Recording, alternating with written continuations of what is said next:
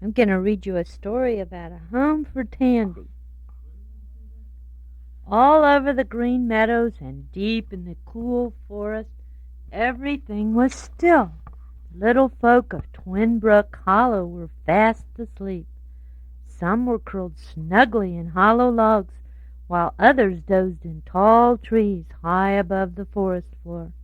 Under one of those tall trees, Tandy, a tiny elf, lay sleeping. Soon the first ray of morning sunshine danced across Tandy's nose. He sat straight up and rubbed his eyes.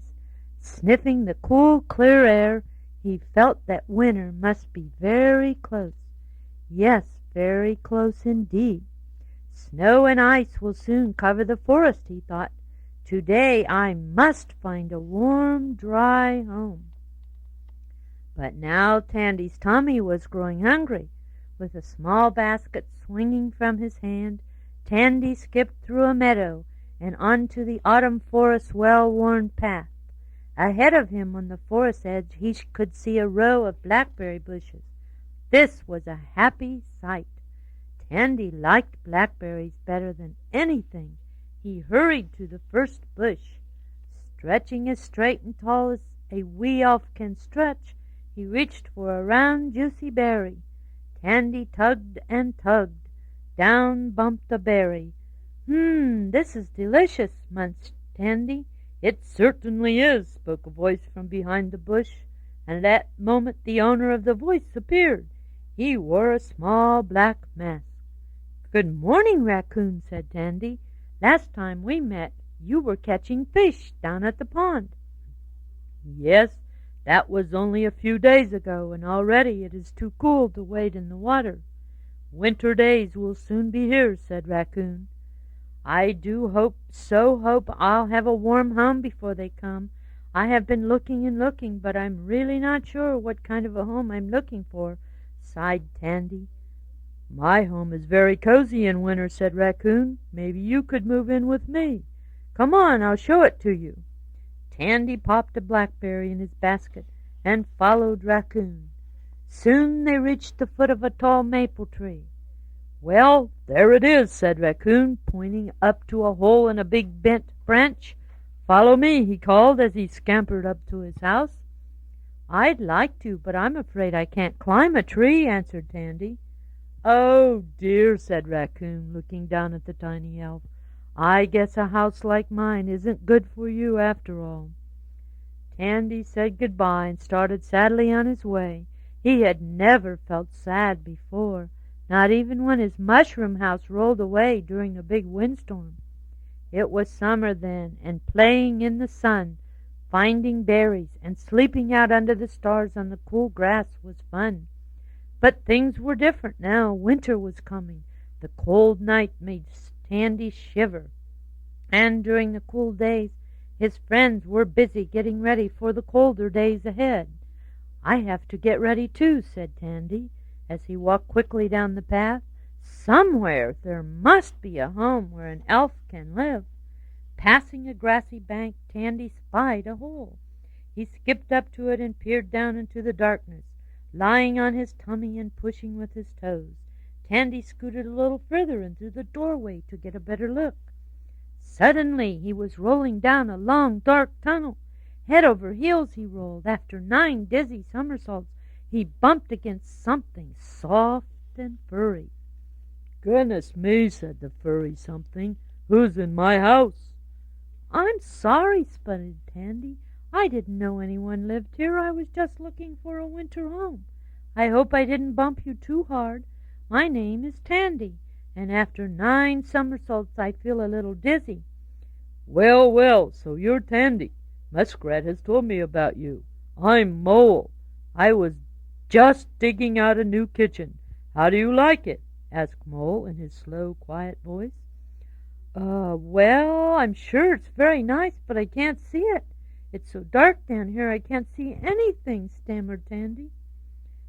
"That's funny," replied Mole. "I never noticed that." Mole went on digging, and Tandy slowly crawled up the tunnel. The sharp stones hurt his knees, and the soft dirt made him sneeze. Out in the clear air again he brushed the dirt from his cinnamon-red jacket. That's just not the kind of home for an elf, thought Tandy, blinking at the bright sunlight. Tandy climbed down a grassy slope to the edge of the old pond. He cupped his tiny hands and filled them with water. It tasted cool and good. He took a long drink and then washed his tiny face. It might be nice to live near here, thought Tandy. Just then a wet brown head bobbed up out of the water. "Hi there, Tandy," said Beaver. "What are you doing down this way?" "I'm just resting a little and getting a drink," replied Tandy. "You see, I'm looking for a winter home that is just right for me. It seems that each home I look at is either not right for me or I'm not right for it. I'm terrible at climbing trees, and tunnels mix me up." "Maybe I can help you," said Beaver. "My home is just right.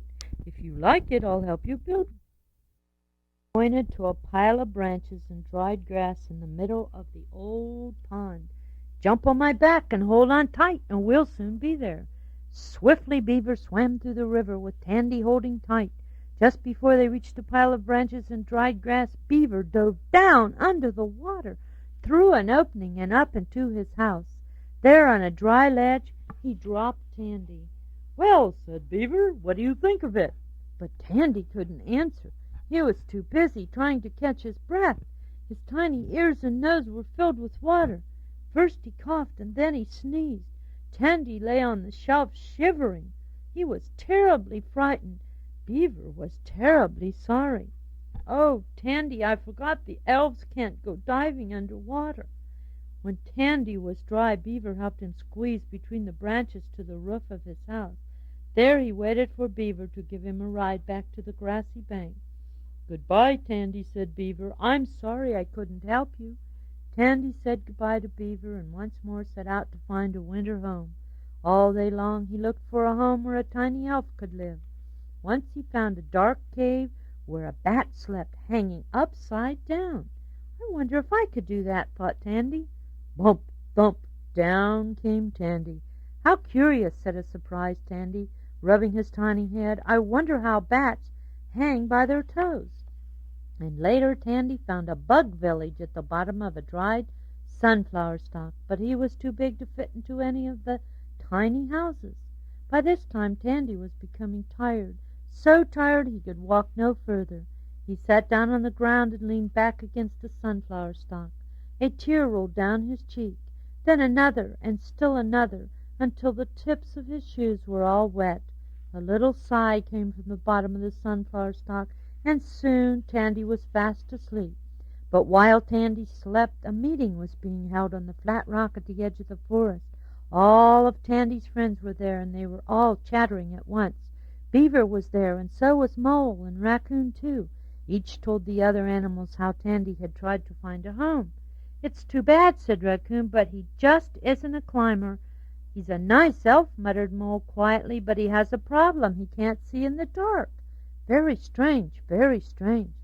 Then Beaver spoke up to say that Tandy was definitely not suited for underwater living.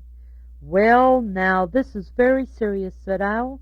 "Tandy is without a home, and winter's almost here. We must find a home that's just right for an elf." So everyone thought and thought. Suddenly Robin clapped her wings. I know," she chirped. "In winter I always fly south, where it's warmer. Tandy could go with me." Everyone chattered excitedly. "Quiet, quiet," hooted Owl. "That won't do. We want Tandy to stay here with his friends. Let me think." Owl closed his eyes. Everyone was quiet, hoping that Owl would be able to solve Tandy's problem. "Aha!" cried Owl. "I have it.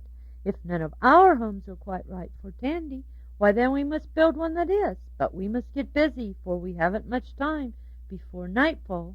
Now here's my plan." The animals moved closer, listening eagerly to Owl's instructions. "Beaver, you have the strongest teeth. Cut a pile of sticks for the walls. Sparrow, you gather straw for the roof. Squirrels, you gather nutshells and acorn tops for dishes and bowls." Then Owl turned to the rest of the animals. "Now don't look so sad. We all have things to do. There is furniture to be made and food to gather, so let's get busy." What a hustling and bustling there was! Walls went up and a roof went on, a moss carpet was laid down, cupboards were built to hold the supplies of berries and nuts the squirrels and chipmunks had gathered. The field mouse twins carried in a large mushroom for a table and placed 4 small toadstools around it. Crow brought a milkweed pod filled with soft white down for Tandy's bed. Spider spun lacy curtains for the windows. Just as the sun slipped silently down the other side of the mountain, the last acorn chair was placed inside the tiny house. All the happy, tired animals felt very proud as they stood before the finished house, and Robin went to search for Tandy. When Tandy appeared, all the animals cheered.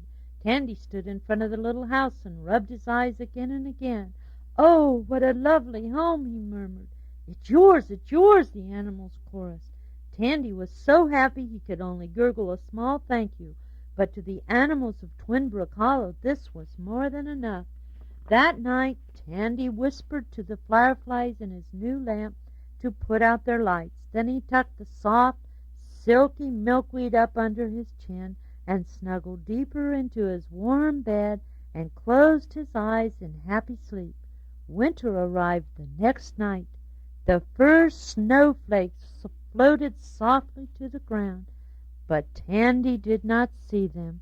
He was fast asleep in his new home. Wasn't that a nice story, Kendra?